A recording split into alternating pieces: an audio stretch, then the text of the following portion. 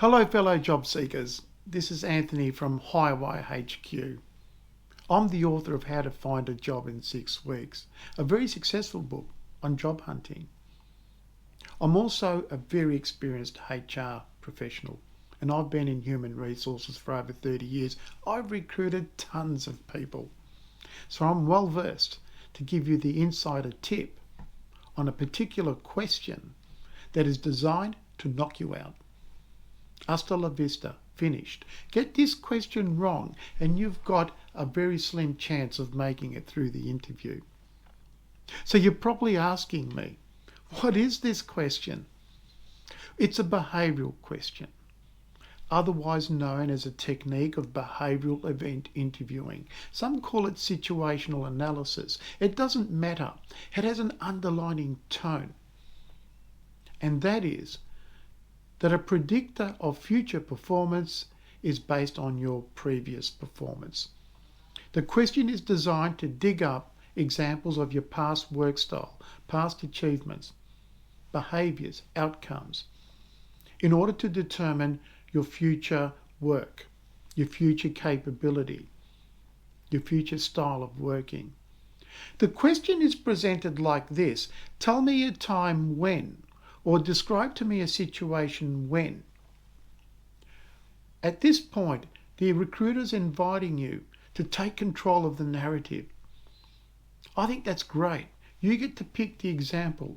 You get to tell the story. You get to tell the recruiter about the problem and to take them through that whole journey that you went through. So, it's a 5-step process, which I'm now going to share with you one by one. This is how you answer this question. The first step is pluck out an achievement from your current job or your previous employment. Make sure it's an achievement that you can actually show an improvement.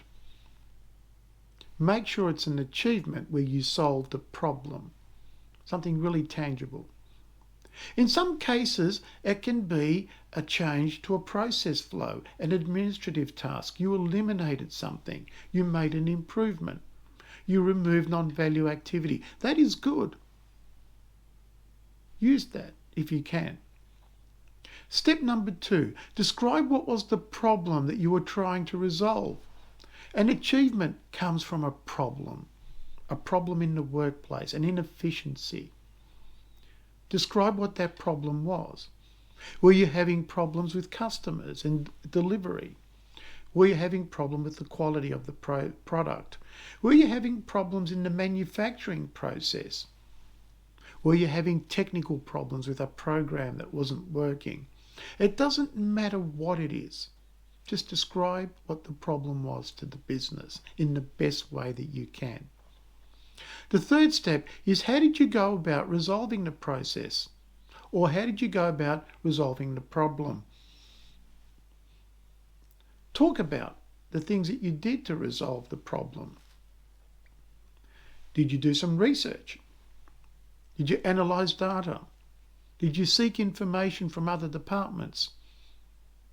Did you put together a working team to solve the problem because it involved a lot of cross-functional activity? Describe how you went about resolving that problem, your process. Step number 4 is quite an interesting one. It's where people slip up all the time. It's, who did you involve in resolving the problem? This is about your interaction with others. You see, the workplace is not a singularity. It's a fabric of people coming together to solve common problems. Working together, being part of a team. We solve problems together.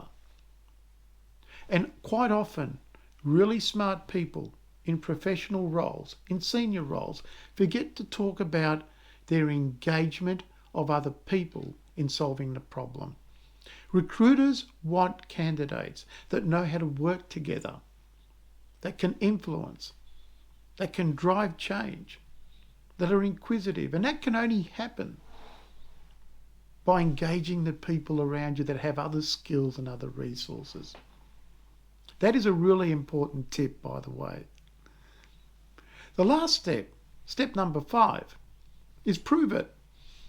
Were you able to solve the problem? Here you can bring in some metrics, some KPIs, key performance indicators, to show that there was a shift from the before and after in terms of outcome. I think that is important. But not everything can be based around numbers. Some of the improvements that you may have made could be around culture. Maybe you made a massive improvement in the way that people work together. And that is just as important as the numbers in making sure that your idea and the way you went about solving your problem actually helped morale in the workplace. So there you have it, a 5-step process on how to answer what I would regard as probably a very tough behavioural event interview question. Thank you for your time today. I really appreciate you listening in to hear what I've got to say. I get a kick out of it, by the way. Spread the word by liking and subscribing to my channel. By doing so, I can create momentum so I can push this to the broader community. Not everyone can afford a career counsellor, a coach, a mentor. And this type of information, which is free, can be quite valuable to those people. So I look forward to you next time.